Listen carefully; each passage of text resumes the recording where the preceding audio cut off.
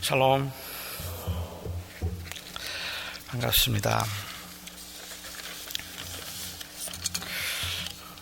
사람이 살면서 자기의 강함을 자랑하기는 어렵지 않지만 자기의 약함을 자랑하는 것은 참 쉽지 않습니다. 어려운 일이죠. 그 약함을 자랑하면 무시를 당하거나 아니면 약함을 내가 말하거나 약함을 드러내면 다른 사람들이 나를 누르고 이용하려고 할 것이다 라는 생각을 하면 사람들은 그 약함을 어떻게든지 감추고 많은 사람들 앞에서 가능하면 할 수 있으면 강해지고 싶고 강한 면을 보이고 싶습니다. 그러니까 어느 때는 사람들이 약함을 보이기도 하지만 그 약함을 보이는 이유는 자기가 강하다고 생각하기 때문에 그렇습니다. 오늘 사도 바울이 자기의 약함을 이야기할 때도 그 안에 있는 강함이 있기 때문에 약함을 보이는 것이지 누구라도 자기가 정말로 약한데 약함을 보이지는 않습니다. 예수님의 그 하신 사역을 보면서 예수님께서 하신 일을 볼 때 정말로 저희가 감사할 수 있는 건 주님께서 진정한 겸손을 보이기 위해서 주님은 그 겸손의 길을 가기 위해서 수치의 그 길을 가셨다는 것이죠. 낮아지는 건 어렵지 않은데 낮아짐으로 인하여서 높아지거나 낮아짐으로 인하여서 영광을 받는다면 낮아지는 거 할 수 있잖아요. 그런데 그 낮아짐으로 인하여서 수치를 당하게 된다면 사람들은 그것을 못 견뎌 한다는 말이죠. 제가 동부에 있을 때 한국의 그 모 전 장관이 저희 교회는 아니고요. 그 워싱턴에 있는 한 교회 를 섬기게 되었습니다. 한 1, 2년 정도 그 동부지방에 있으면서 섬겼는데 귀한 분이에요. 아주 유명한 분이고 잘 알려진 분이었는데 그 교회 목사님들을 만나면 그리고 교인들을 만나면 늘 자랑처럼 그분에 관해서 하던 말씀이 있습니다.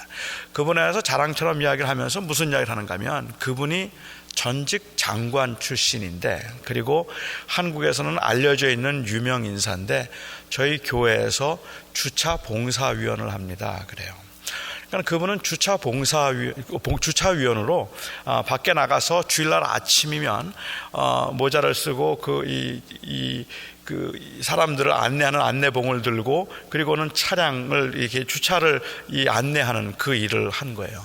그러니까 그 일을 보면서 어떻게 장관이었던 분이 어떻게 저렇게 유명한 분이 이렇게 주차하는 것을 도울 수 있는가 하는 그러한 생각을 하고 다 감동을 받고 그분의 그 낮아짐을 인하여서 너무너무 존경하고 너무 좋아하는 거예요.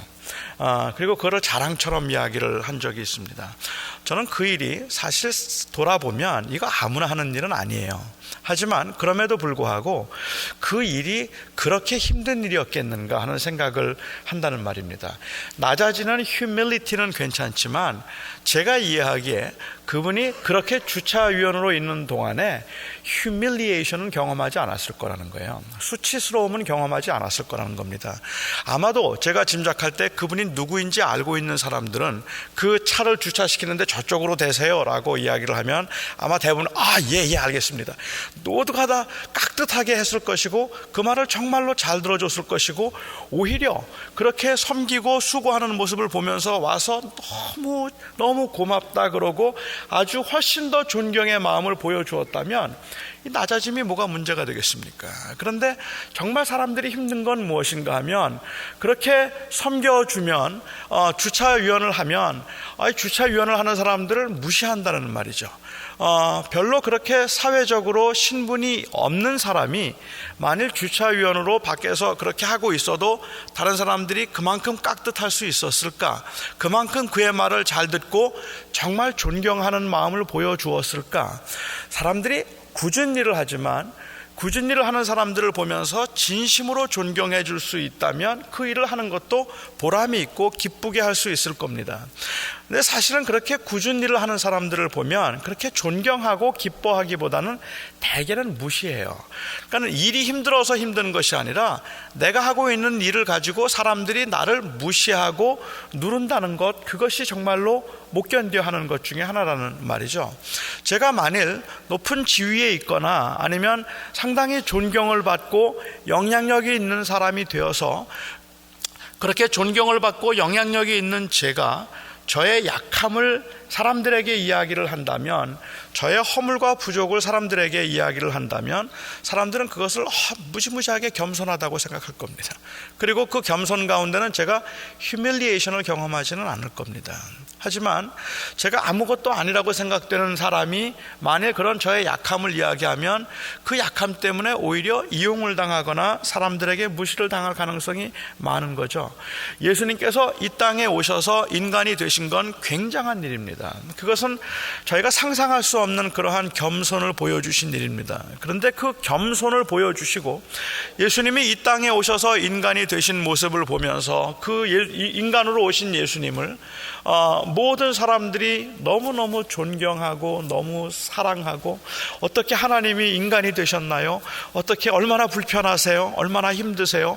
뭐 이렇게 깍듯하게 위해 주었더라면 모르겠습니다. 그런데 오히려 사람들이 예수님의 얼굴에 침을 뱉고 뺨을 때리고 휴밀리하게 만들었다는 겁니다. 그것이 주님께서 우리들을 위해서 인간이 되신 것을 더욱 귀하게 느끼도록 만드는 것이 아닐까라는 생각을 합니다. 사람들은 누구나 약함을 이야기할 때, 그 약함을 보여줄 때 그 약함 때문에 이 무시당하는 것을 제일 두려워합니다. 그리고 그것 때문에 불이익을 당하는 것을 제일 힘들어할 것입니다. 억울하다고 생각하겠죠. 바울의 경우 오늘 그 말씀을 하면서 사실은 그가 받은 은혜에 관한 이야기를 했는데, 원래 그의 의도는 자기가 받은 은혜를 이야기하고자 함이 그의 목적은 아니었던 것 같아요. 그래서 그가 내가 14년 전에 한 계시를 받았다, 그리고 14년 전에 하늘에 올라가서 3층 천에 올라가는 경험을 했다라고 그렇게 이야기를 했습니다. 그 3층 천에 올라가는 경험을 하고 난 다음에 하나님께서 나로 하여금 너무 교만하지 않도록 하기 위해서 어떻게 이 계시를 받게 되었는지, 아니면 그가 어떻게 이것을 깨달아서 알게 되었는지는 모르지만 그가 그것을 가고 난 다음에 교만하지 않기 위해서 하나님께서 육체의 가시를 두셨다라고 그렇게 말씀을 하시는데, 만일 그 계시 때문에 그가 육체의 가시를 갖게 되었다면 아마도 그가 계시를 받고 난 직후였을 가능성이 높을 테니까 한 14년 동안을 지금 그는 이 육체의 가시를 가지고 고통스러워하고 있는 거겠죠. 한 14년 정도를 힘들어하고 그리고 막 아파하고 어려워하면서, 그가 무엇인지 우리가 정확하게 모르겠어요. 그런데 그것이 그가 받은 계시로 인하여서 생긴 것 같아요.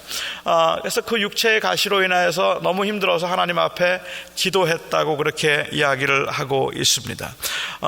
그 받은 계시가 너무 크기 때문에 자만하지 않게 하려고 하나님께서 내 몸에 육체의 가시를 두셨는데, 그것이 떠나가도록 하기 위하여서 그는 3번이나 주님 앞에 간구했다 하고 얘기해요.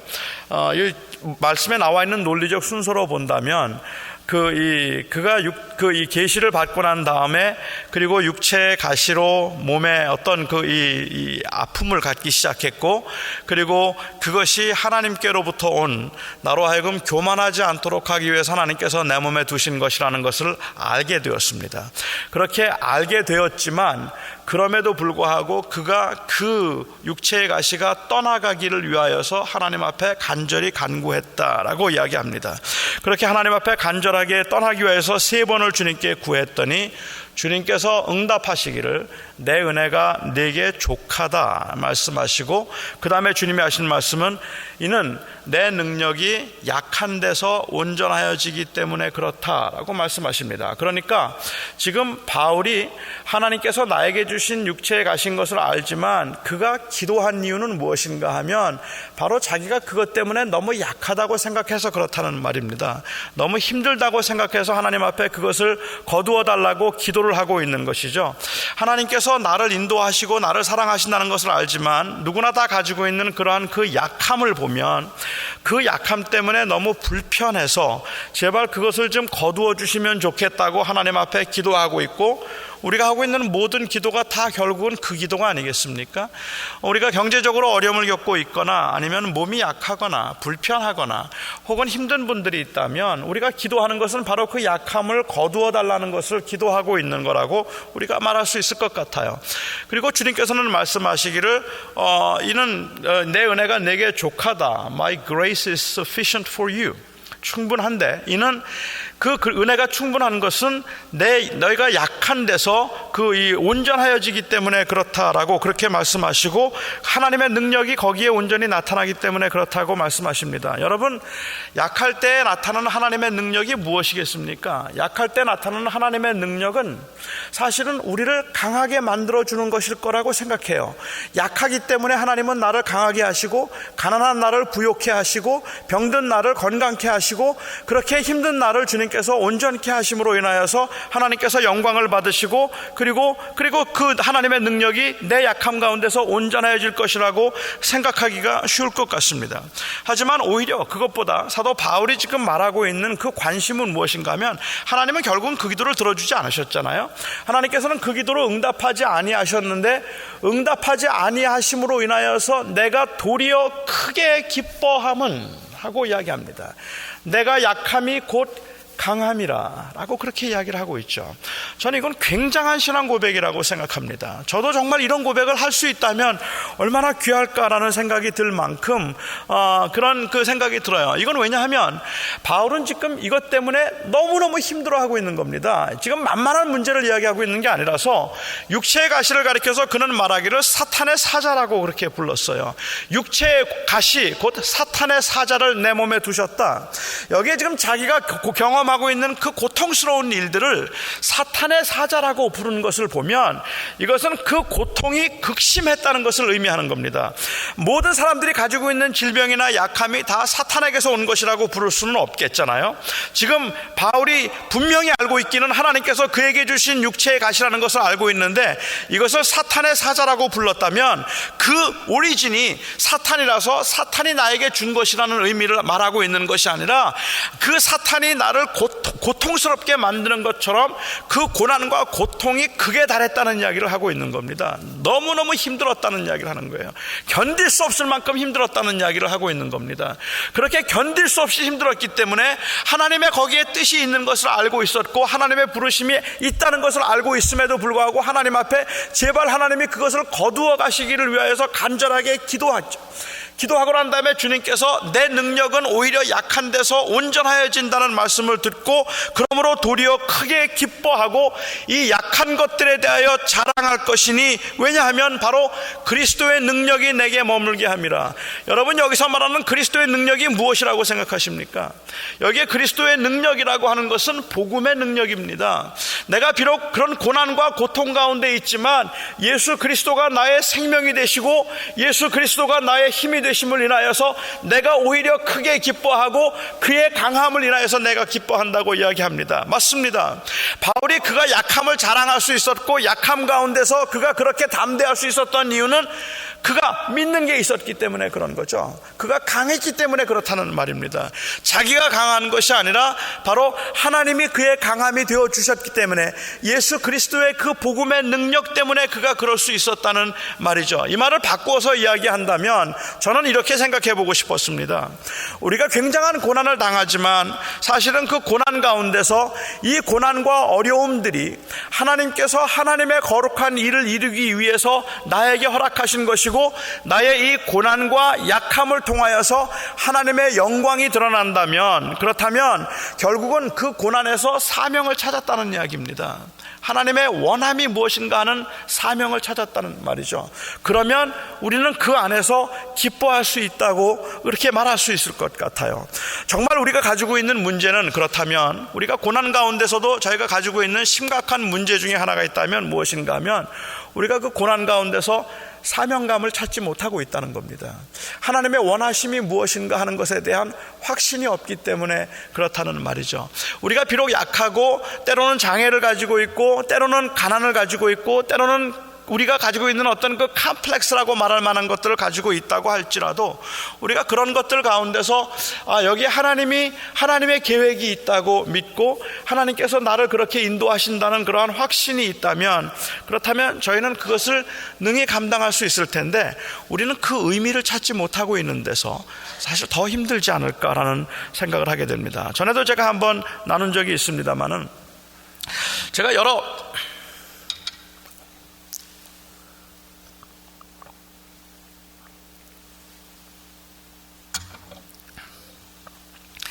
이 장애인을 둔 부모님들을 만나는데, 특별히 제가 이렇게 뵙기에 정말 힘들겠다라고 생각하는 이 분들, 그런 그 장애 중에 하나가 있다면 저는 자폐라고 생각을 합니다. 이 아주 중증 자폐, 아니면 이제 굉장히 그 바이올런트한 이 오티즘을 가지고 있는 이 자녀들을 둔 부모님들을 보면 참 어떻게 감당할까 싶은 그러한 생각이 들 때가 있어요. 제가 아는 한 집사님이 계시는데, 그 집사님이 아주 몸집이 굉장히 좋습니다. 키도 크시고 몸집이 굉장히 좋은 분인데, 그 아들이 자폐인데요, 어릴 적에는 괜찮았는데 이 아들이 이제 한 20살쯤, 그렇게 지금은 뭐 나이가 더 됐겠지만 20살쯤, 제가 봤을 때 한 20살쯤 되었는데요, 아버지보다 더 커요. 얼마나 몸이 좋은지 몰라요. 근데 이 굉장히 몸이 좋은 그 아들이 이 바이올런트한 이 오티즘을 가지고 있습니다. 그러니까 쇼핑센터를 걷다가도 갑자기 바이올런트해지면 막 사람을 때리기도 하고 막 사람을 던지기도 하고 막 뭘 던지기도 하는데, 그럴 때마다 이 아버지가 달려가서 이제 그 아이를 꽉 안는데, 전에는 그냥 붙잡으면 되는데 지금은 아버지가 잡으면 그냥 둥그라쳐요. 그냥 던져버리면 그냥 날아 떨어지니까. 그러니까는 그 아이를 잡고 얼마나 힘들게 사는지, 그 아버지가 참 정말 믿음으로 살려고 애를 쓰는 분인데도 불구하고 너무 힘들더라고요. 근데 이제 그분이 한번 간증을 하시는데 그런 말씀을 저에게 하신 적이 있었습니다. 처음에 자기는 그 아들을 낳고 난 다음에 집을 들어가기가 싫었다 그래요. 집에 들어가기도 싫고 세상이 너무 원망스럽고 힘들었었는데, 그렇게 원망스럽고 힘든 세상 가운데서 왜 하나님은 나에게 이런 시련을 주시는가, 내가 뭘 잘못했다고 하나님께서 나에게 이런 자식을 주셨는가, 왜 하나님은 나를 이렇게 괴롭게 하시는가, 뭐 이런 생각을 하니까 너무 원망이 되어서 정말로 그냥 술로 살았다 그래요. 그렇게 살던 그분이 은혜를 받았습니다. 그리고 하나님께서 이 아이를 나에게 맡기신 아이라고 하는 그 사명을 깨닫게 된 것이죠. 그렇게 사명을 깨닫고 난 다음에 이제 내가 하는 하나님의 일은 결국은 이 아이를 돌보는 것이 바로 하나님의 일이다라는 그러한 생각을 하게 된 겁니다. 제가 만나 뵀을 때는 이미 벌써 그런 믿음의 고백을 가지고 있던 분인데, 사는 게 힘든 거는 마찬가지지만 그것을 견디게 만들고 오히려 기쁨으로 감당할 수 있게 만든 건 그 아이가 점점 커지니까요. 사실은 아버지 입장에서 생각해 볼 때는 점점 더 힘들어지는 거예요.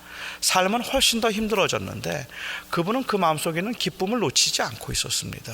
오히려 이것은 하나님께서 내게 맡기신 일이라 당연히 괜찮다고 감당할 수 있다고 말씀하시는 걸 보고, 오히려 많은 분들에게 그 약함을 간증하는 모습을 보면서 참 큰 은혜를 받은 적이 있습니다. 결국은 그 약함을 간증할 수 있다는 이야기는 거기에서 내 사명을 찾았다는 그러한 말이고, 거기에서 거룩한 하나님의 뜻을 찾았다는 말일 것이고, 구체적으로 하나님께서 무엇을 원하시는지는 알지 못하지만 나는 거기에 하나님의 원함이 있기 때문에 그 하나님의 원함에 순종할 마음이 있다고 하는 믿음의 고백이라고 저는 생각합니다.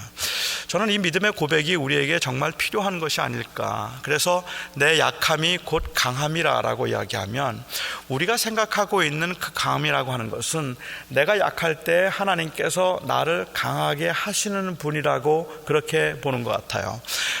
우리 그 약할 때 강함 되시네라는 찬송 혹시 아시죠? 약할 때 강함 되시네. 그 찬송을 작사한 그 친구가 그 이 병으로 굉장히 고생을 많이 하는 친구입니다. 그 아주 힘든 그 이 질병 가운데서 어렵게 고생하는 친구인데, 그 가사를 쓰면서 제일 처음에는요, 가사 내용이 무엇이었는가 하면 약할 때 강함 주시네, 그것이었어요. 나의 보배가 되신 주. 그래서 약할 때 강함을 주시는 분. 자기가 힘들 때마다 능력을 주시고 힘을 주시고 자기가 부족할 때마다 자기를 도와주시는 그러한 분. 그래서 그가 그 은혜를 받았기 때문에 약할 때 강함 주시네라고 처음에 가사를 썼다가 나중에 이 가사를 약할 때 강함 되시네라고 바꾸었습니다.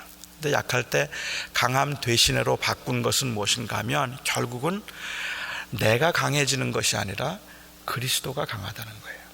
결국은 내가 강해지는 것이 중요한 것이 아니라 강함이 되시는 그리스도를 내가 의지하고 살아간다는 것이 중요하다는 것을 깨달았기 때문에 그런 것이죠. 근데 우리는 우리의 기도도 보면 하나님, 그 강함이 되시는 주님 예수 그리스도가 내 안에서 영광을 받으시고 나를 통하여서 그리스도가 존귀케 된다면 그것으로 인해서 내가 기뻐합니다라는 그 기쁨으로 인하여서 내가 그 약함을 극복할 수 있어야 되는데, 우리가 생각하고 있는 믿음은 보통 그 약함이 하나님의 능력과 은혜 가운데서 강해지는 것이라고 생각하는 거죠.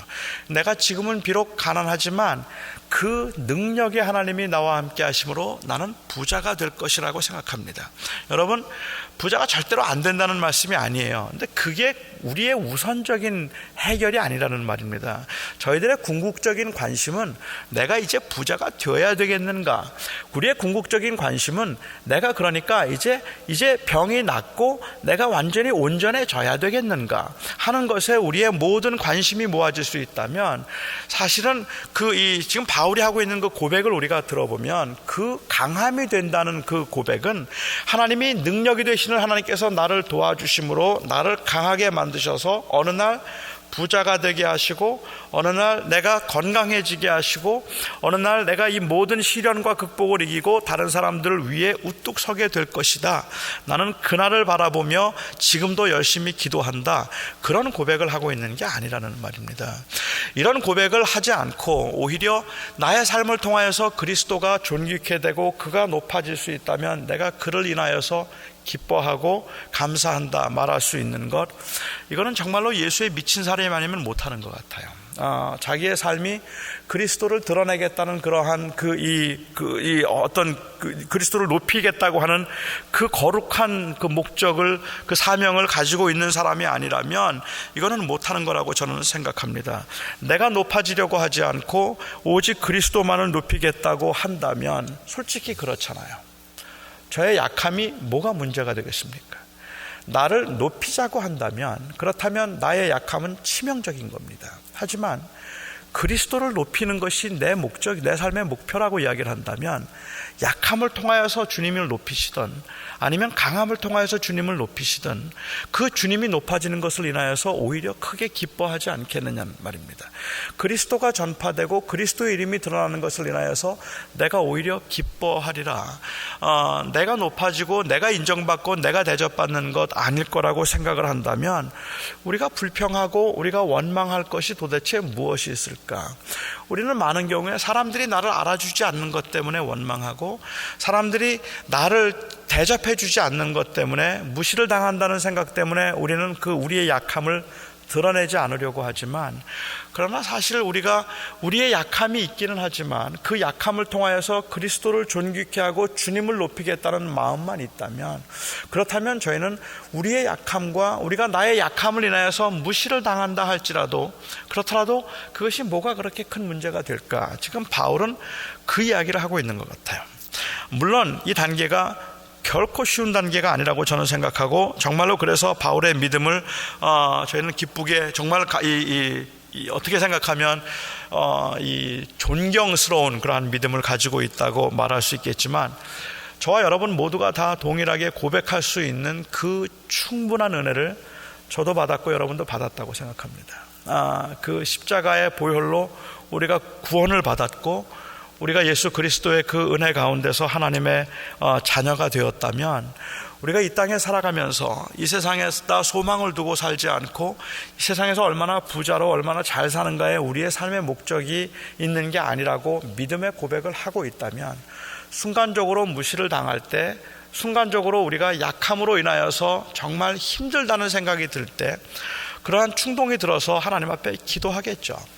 제발 이 육체의 가시를 거두어 달라고 기도할 겁니다. 아는데도 기도할 겁니다. 그렇죠. 바울도 아는데 기도했다고 생각하니까 알아도 기도할 것 같아요. 그것이 하나님의 뜻이라는 걸 알고 하나님께서 나에게 맡기신 걸 알면서도 기도할 것 같아요. 하지만 그 기도를 통하여서 우리가 결국 체험을 받고 싶은 것은 무엇인가 하면 그리스도가 내 안에 머무는 것을 경험하고 싶은 겁니다. 결국 우리가 체험하고 싶은 것은 내가 강해지는 걸 체험하는 것이 아니라 그리스도의 강함을 경험하고 싶은 겁니다. 오늘 이 아침에 저와 여러분이 하나님 앞에 기도하면서 우리의 그 기도의 초점이 어디에 맞추어져야 될까? 사실 저는 기도하면서도 그렇고 우리가 살아가면서 지금 너무 우리 생각, 우리 그 삶이 너무 우리 중심이라는 생각이 들지 않으십니까? 너무 내 중심이다 하는 생각이 들지 않으십니까?